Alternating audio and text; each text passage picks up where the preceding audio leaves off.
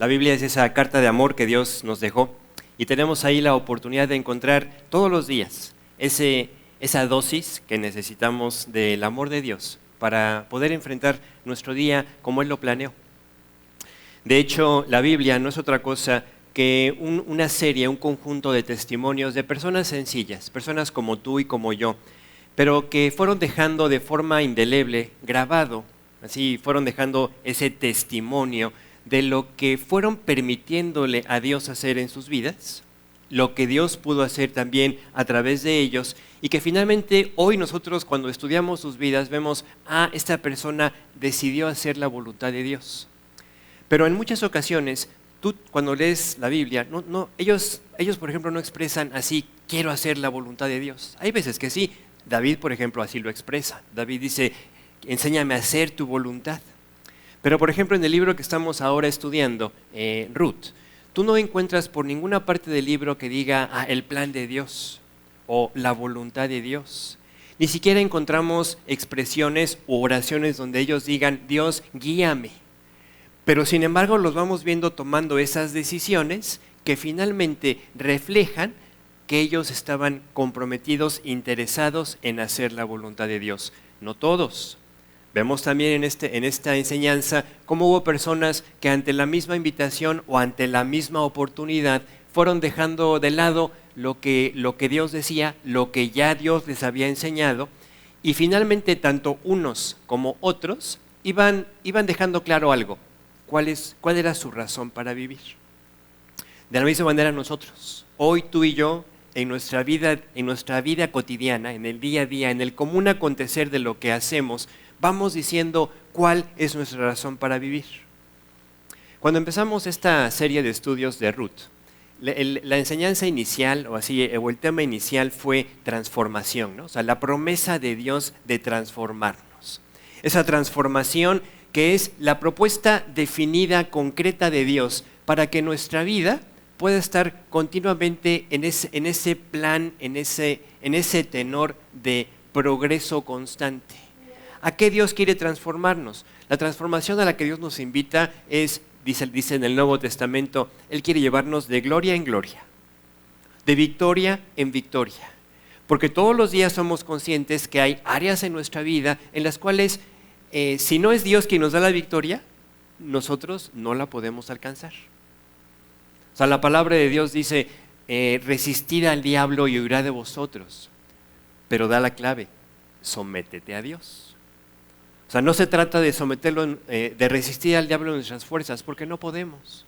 De resistir a nuestras inclinaciones, a nuestros deseos.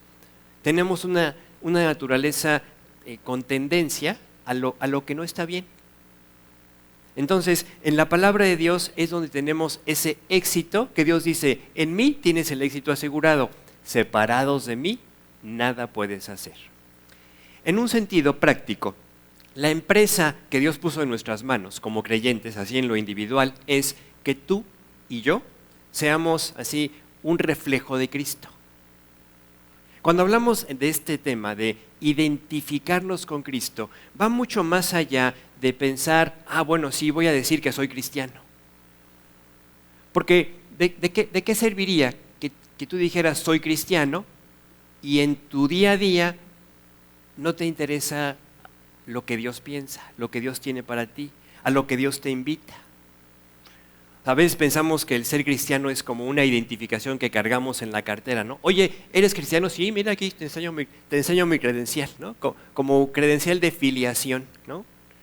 Yo puedo traer en mi cartera una credencial de filiación de un club deportivo y no por eso ser deportista, ¿no? Entonces, Dios dice, yo quiero que tú te identifiques conmigo, pero de la forma en la que realmente a Dios le interesa, y eso es en nuestra conducta. El pasaje que nos compartió hoy la joven Sandra habla sobre esto, ¿no? Habla sobre lo que hacemos en nuestra conducta. Quiero recordarte un pasaje que le escribe Pablo a Timoteo. Vamos a verlo en Timoteo 4, versículo 12. Pablo está interesado en que Timoteo, como creyente, como líder, como miembro de una iglesia, él pueda entender cuál es la clave para alcanzar el éxito en su vida cristiana. Y le dice, ninguno tenga en poco tu juventud. Sandra, ninguno tenga en poco tu juventud. No, realmente, no lo digo en broma ni es sarcástico. O sea, somos jóvenes. O sea, si estamos aquí, si pudimos llegar aquí caminando, tenemos la energía para servir a Dios. Ninguno tenga en poco tu juventud, sino sé ejemplo. Ejemplo de los creyentes en palabra, conducta, amor, espíritu, fe y pureza. Ahora, este pasaje, que sin duda tú ubicas, quiero que notes las palabras. Jesús, inspirando así la palabra, su palabra, su voluntad, Él dice, ejemplo de los creyentes, no dice ejemplo para.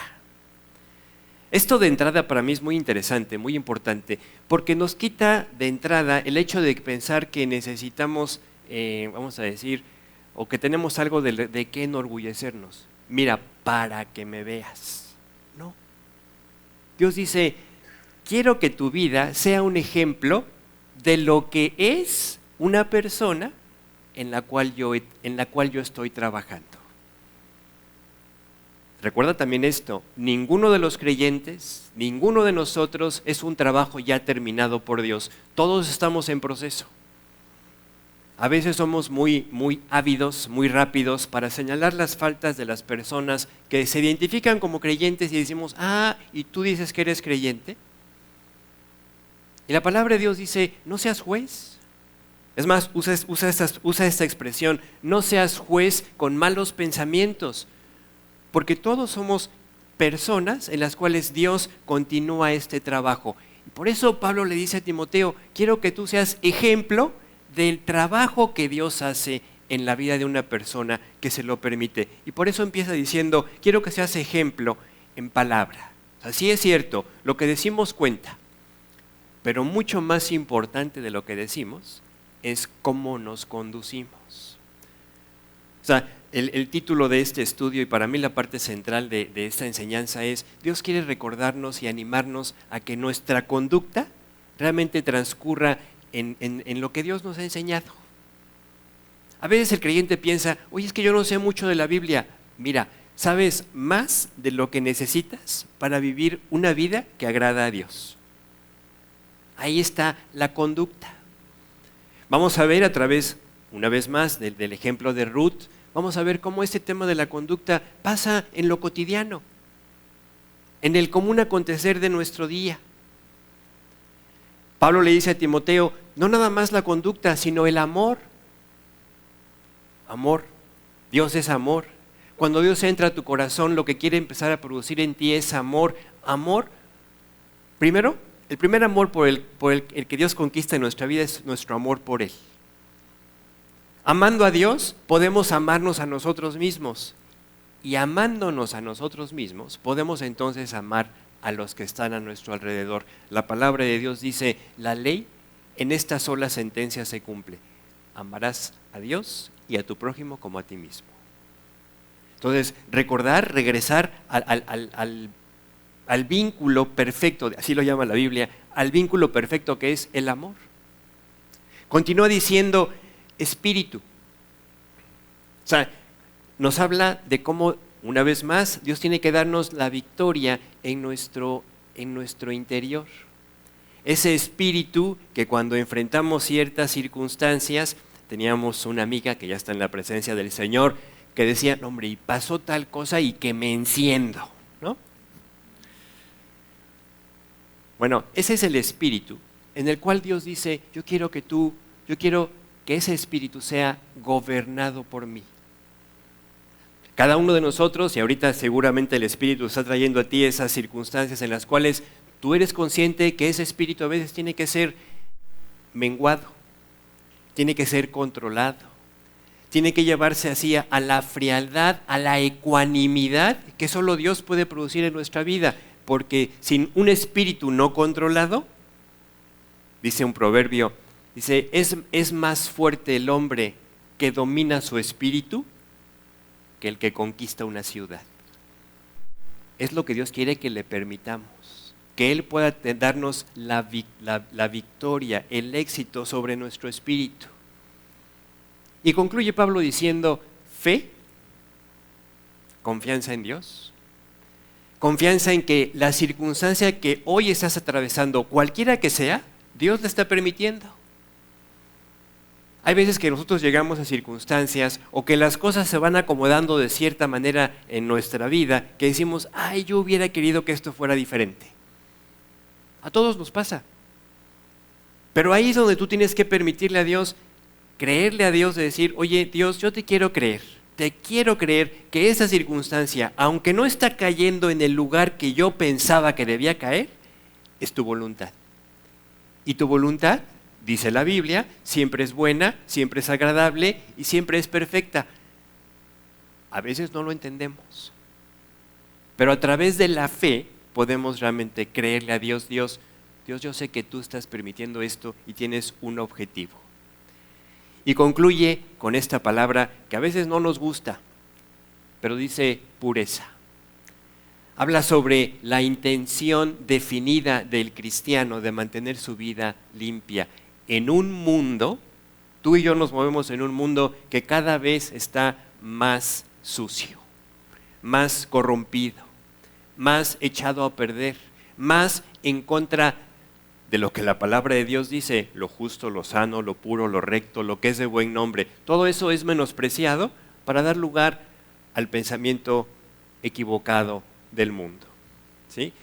Y todo esto es, dice Pablo, yo quiero que tú, y ahí ponte, hoy tú eres ese Timoteo, tú eres esa Timotea, ¿no? Que Dios dice, hoy quiero que tú seas ejemplo de lo que hace Dios en la vida de una persona. No es para gloria personal. Ninguno de nosotros puede decir, ay, qué especial soy. No, lo especial es lo que Dios hace en nuestra vida. Lo demás no tiene ningún valor. Conducta es lo que realmente Dios quiere ver en nuestro día a día. Cuando leemos los evangelios, nos gozamos de ver así las enseñanzas de Jesús, ¿no? O sea, Jesús predicaba constantemente, siempre estaba hablando. Sus enseñanzas eran sencillas. Hablaba sobre ejemplos muy fáciles de entender. Una puerta, yo soy la puerta, el que por mí entrare será salvo. Hablaba sobre el pan, ¿no? Yo soy el pan de vida, quien me come, quien me apropia, tiene vida eterna, ¿no?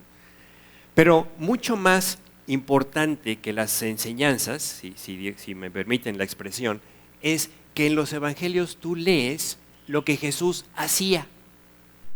Y así es nuestra vida. Dios quiere que no nada más sea lo que sabemos o lo que compartimos, sino lo que hacemos. Y ahí ves a Jesús sanando, dando, proveyendo, caminando por todo Israel, o sea, dando su vida a través de acciones.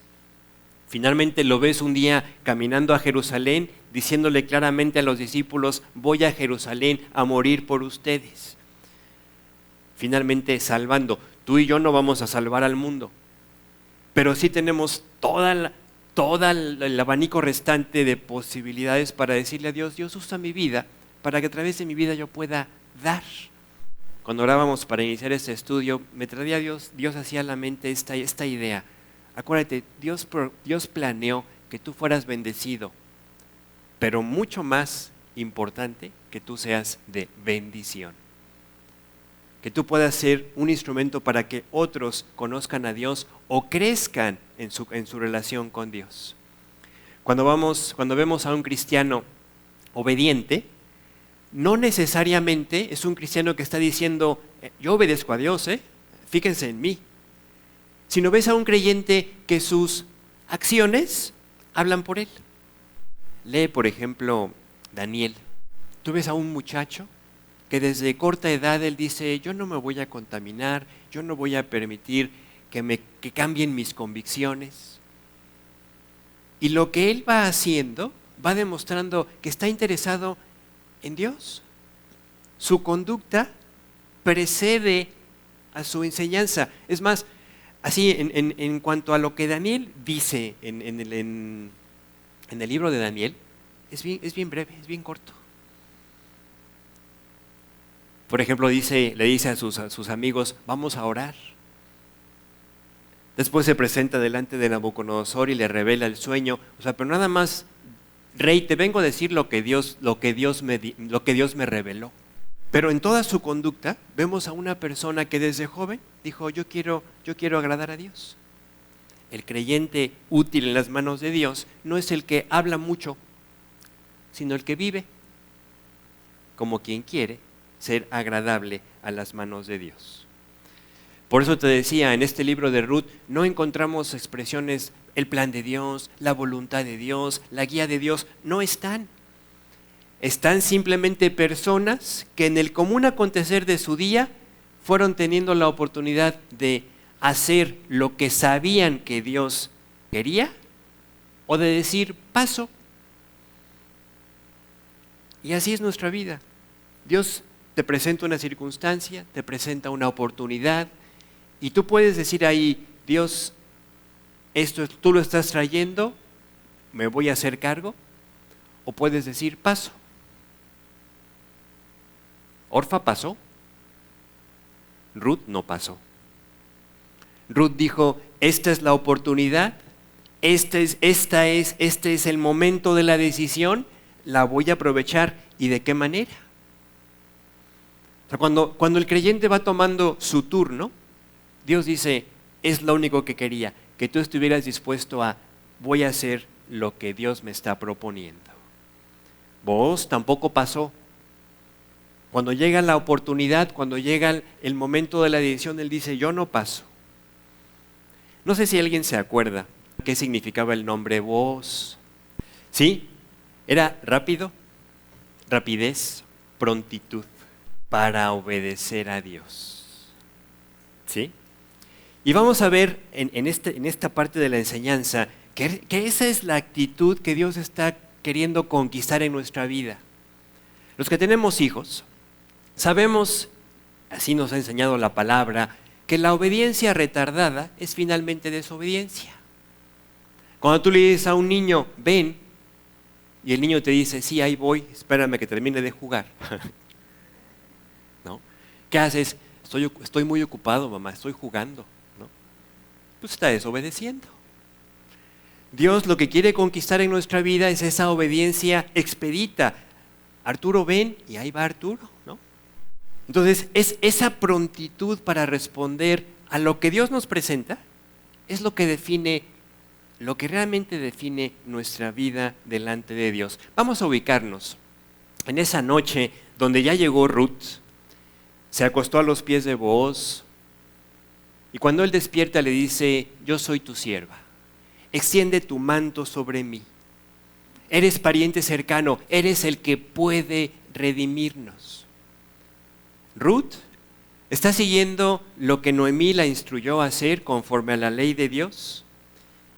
Y vamos a ver entonces la respuesta de Booz, una respuesta que alienta a Ruth, pero hoy vas a ver cómo también Dios quiere alentar nuestra vida. Vamos a leer Ruth 3, versículos 11 en adelante. Ahora pues, no temas, hija mía. Yo haré contigo lo que tú digas, pues toda la gente de mi pueblo sabe que eres mujer virtuosa.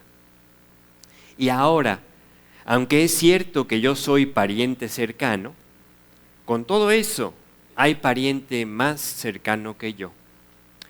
Pasa aquí la noche y cuando sea de día, si él te redimiere, bien, redímate.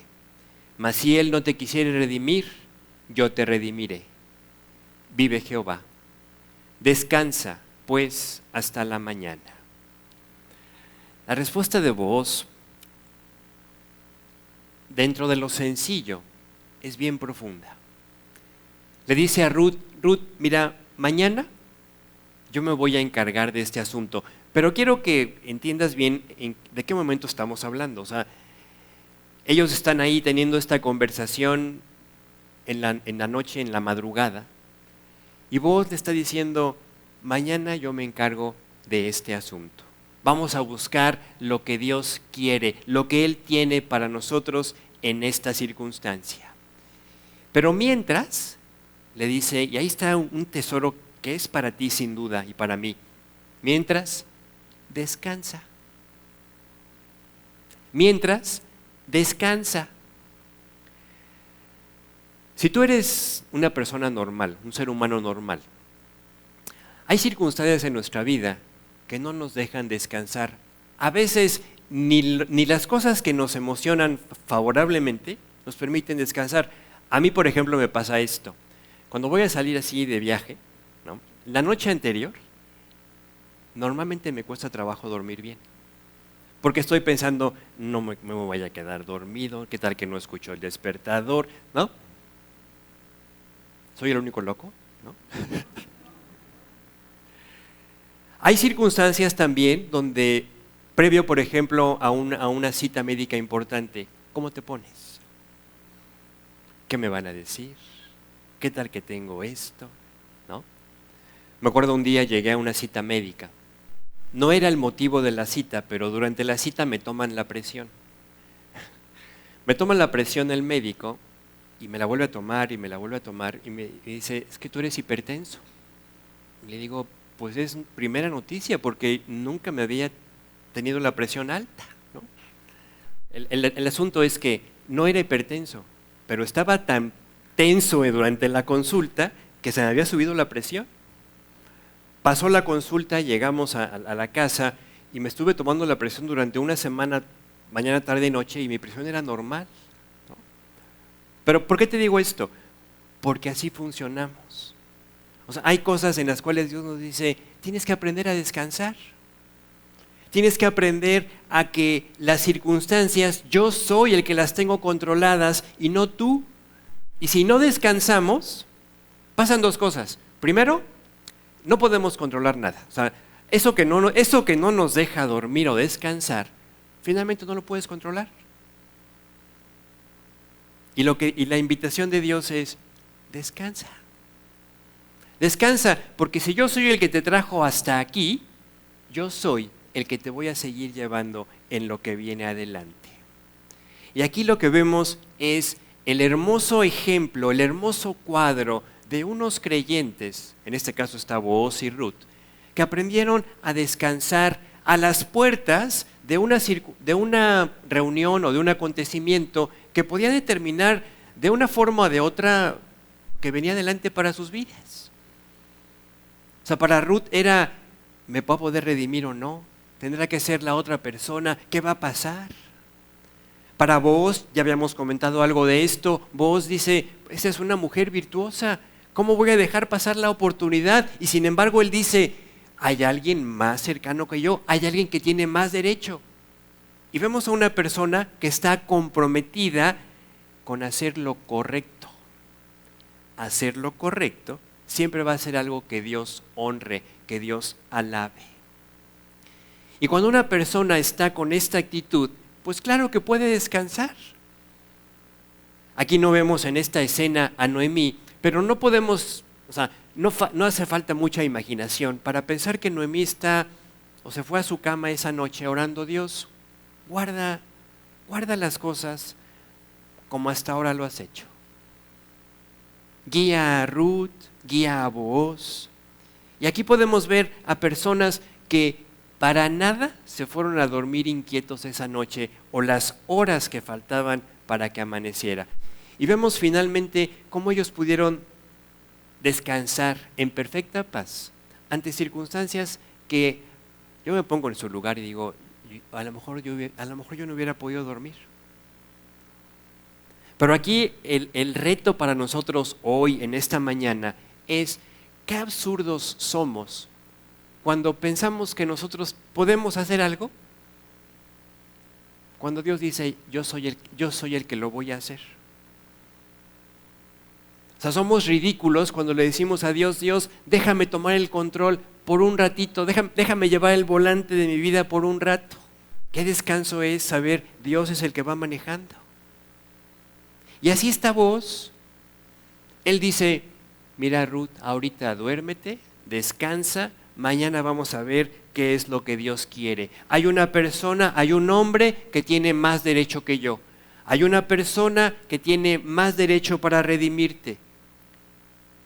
Pero ahí entramos también a este tema de ver cómo las personas con más derecho, y voy a alargar esta expresión, las personas con más cualidades, a lo mejor con más dones, a lo mejor con más posibilidades, a veces dicen, no, yo paso. Y eso fue lo que sucedió con esta persona. No vamos a llegar hasta ahí esta mañana, pero esta persona, es más, la palabra de Dios tiene que nombrarla así, nada más como un fulano. Como un fulano que no quiso aprovechar la oportunidad que tenía para venir a formar parte de la genealogía de Jesucristo. Ahora dejemos por un momento a ese fulano y veamos cómo hoy en nuestro tiempo, en términos prácticos, sigue siendo un reto para cada uno de nosotros como creyentes aprovechar las oportunidades que Dios nos va poniendo delante. ¿Por qué? Porque en la vida cristiana sigue habiendo personas que teniendo dones, que teniendo privilegios, que teniendo muchos tesoros por parte de Dios, dicen, yo paso. Y otros que a lo mejor con más obstáculos, con menos capacidad, con menos, quiero hacer referencia a ese pasaje donde Jesús dice que le da a unos 5, a otros 3, a otros un talento, ¿sí se acuerdan, no? Y el que recibió uno, ¿qué hizo? Fue y cavó en tierra. No puso en uso, no llevó al uso lo que Dios le había puesto en las manos. Y así Dios, sin duda, a ti y a mí nos ha dado mucho. ¿Pero para qué nos lo dio? ¿Para ir y enterrarlo? No, para ponerlo a producir para Él. Y así hay personas que deciden, esto que Dios me ha dado es para que yo sirva a Dios. Pero unos van a decidir pasar a la historia como ese fulano que se menciona, que se desmarca y no se vuelve a saber nada de él, y que pasó su vida sin trascendencia para Dios. Y hay otros que sin ser el pariente con más derecho, como vos, dijo, si Él no te quiere redimir, yo te redimo. Si Él no quiere aprovechar la oportunidad, yo sí. Y así hay personas hoy que dicen, yo quiero servir a Dios, aunque no tengo los grandes dones. Cuando estaba pensando en esto, me venía a la mente la forma en la que Dios me invitó a mí a trabajar para Él. Porque yo me acuerdo que una oración así con Dios era, Dios, déjame compartir lo que me has dado. Y yo veía pasar delante de mí, antes que mí, a personas al servicio, al ministerio, a compartir la palabra. Y Dios seguía diciéndome a mí, a ver, tú espérate, ¿no? Y en un sentido, Dios fue bien precioso, porque lo que estaba haciendo era pues, ese trabajo que en ese momento todavía estaba menos terminado que ahora, digamos, yo quiero pensar que hay un poquito más de avance en el trabajo de Dios en mi vida que lo que había hace 20, 25 años, ¿no? Pero que ahora Dios dice, ahora sí ven para acá, te quiero usar más. Pero no es en ese momento, y a eso voy, espero poder transmitir bien la idea, no es en ese momento en el que nace, ahora sí quiero hacer algo para Dios, sino que el deseo de hacer algo para Dios es algo que tiene que venir a formar parte de tu vida. Dios, quiero compartir de lo que tú me has dado. Cuando ese deseo está en el corazón, Dios, como hizo con David, ¿no? David estaba ahí en el monte cuidando a unas pocas ovejas, pero en su corazón él tenía un deseo. En su corazón Dios veía en ese David un hombre conforme a su corazón. De tal manera que cuando se presenta la necesidad, llega Samuel y él pensó, Eliab es alto, guapo, ¿no? ¿Y qué le dice Dios? Dios, no mires a su apariencia. Llega el segundo, no, pues si no fue el primero, pues es este también está bien fornido. Y así desfilan creo que eran 8 hijos o 7 hijos previos a David. Y Samuel dice, no es ninguno de estos. Es uno que tiene un corazón preparado, un corazón dispuesto para hacer mi voluntad. Y encontramos a David siendo introducido al proyecto de Dios. Y esa es la invitación que Dios tiene hoy para nosotros. Tu vida y mi vida están aquí porque Dios quiere seguir impactando a otras personas. ¿Con qué? Con tu conducta. Cuando ven las personas que tú, ante las pruebas, ante las dificultades, ante la enfermedad, ante las circunstancias que este mundo vive sin Cristo, ¿y cómo los tienen? Cuando tú ves que tú vives las mismas circunstancias, pero tu respuesta es totalmente diferente, van a preguntarse, ¿y por qué esta persona puede ser feliz así? Es muy común pensar que el cristiano que vive en esta paz, que vive en esta confianza, los que lo ven de afuera dicen, es que seguramente no tiene problemas. ¿Verdad que no tienen problemas? Claro que tenemos problemas, pero en los problemas hay alguien en quien tenemos la promesa y la invitación, ven y descarga en mí tus cosas. Venid a mí, dice Jesús, tú que estás trabajado, tú que estás cargado, y en mí, ¿qué le dijo Booz a Ruth? Descansa, descansa. ¿Sí? Hoy tú y yo tenemos la oportunidad de seguir impactando en nuestro entorno. El primer lugar en donde Dios quiere seguir impactando es en tu hogar.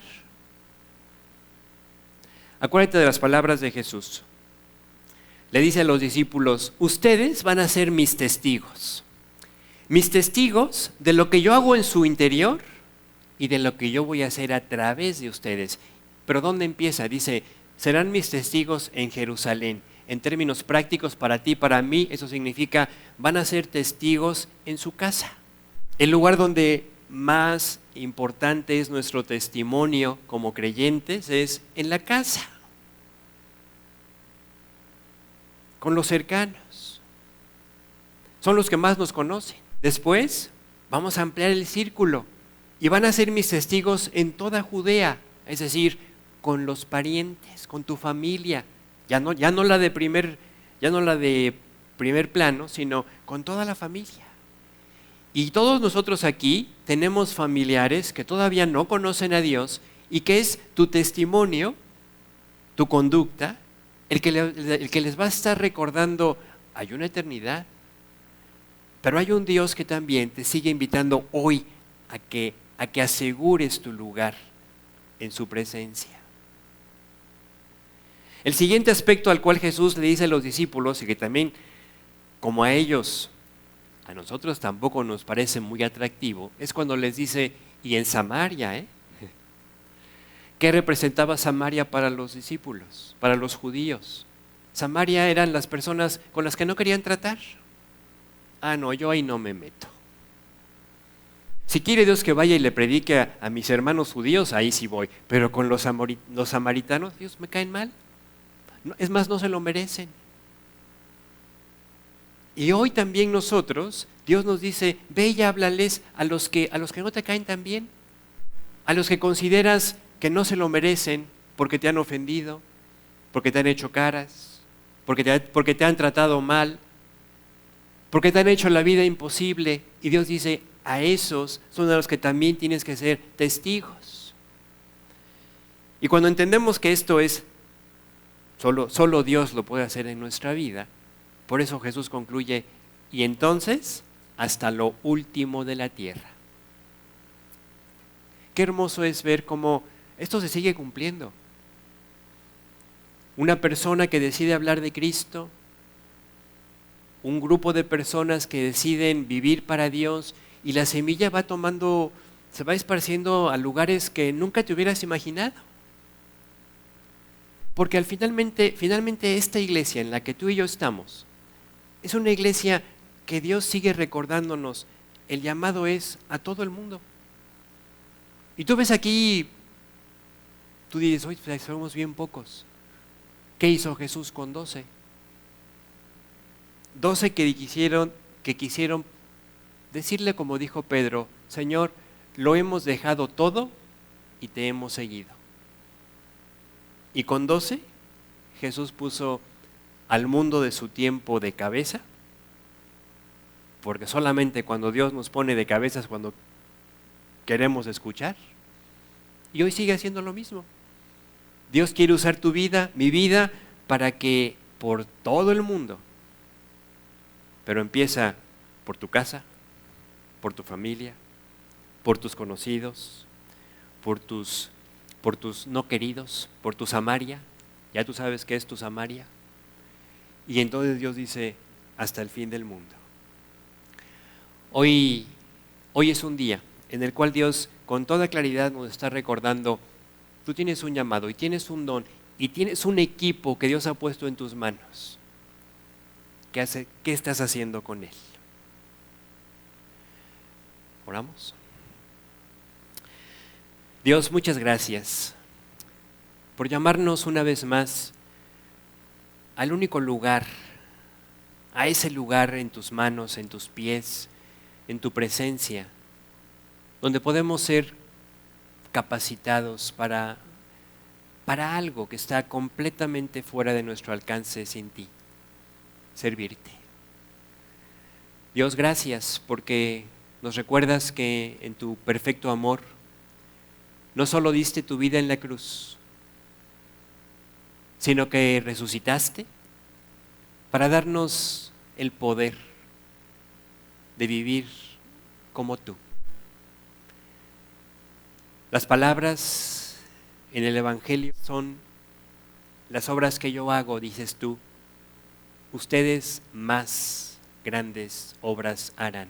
Y es que el trabajo de compartir tu palabra, de compartir tu nombre, de hablar de ti, de hablarle a personas que no te conocen y alentar a las que ya te conocen a seguirte mejor, es un trabajo que realmente te honra, te glorifica, porque además es un trabajo que tú produces en el corazón de quien quiere permitírtelo. Hoy, Dios, anhelamos un corazón así. Anhelamos un corazón como el de Booz, que ante la oportunidad, él dice, si él no quiere, yo sí. Si él no quiere, yo no voy a pasar, yo no voy a dejar de lado lo que tú me estás proponiendo. Danos un corazón pronto, rápido, para avanzar a lo que tú pones delante de nosotros. Dios, te pedimos esto, en el precioso nombre de Cristo. Amén.